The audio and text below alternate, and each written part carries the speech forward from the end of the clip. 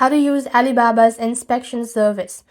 In order to use the Alibaba's inspection service, you must follow these steps. First of all, you have to add it to a trade assurance order and schedule it at least 7 week or 7 working days before the shipment date. The inspection is performed by an independent third-party provider who verify the quantity and the quality of your product at the factory as well.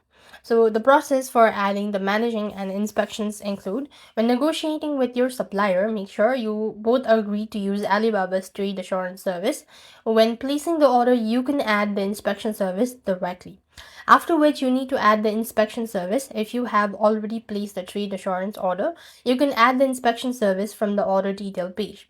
On the next field, you have to complete the payment. So pay for the inspection service through the Alibaba's secure platform or the payment platform. Then you have to confirm the details. So for this, the third-party inspector will contact both you and the supplier via an email to confirm the inspection detail and specification as well.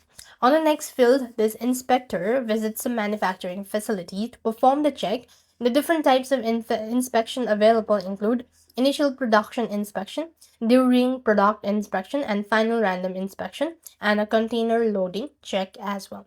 After that, you could review the report, and then you could take action based on the report as well, and then complete the service.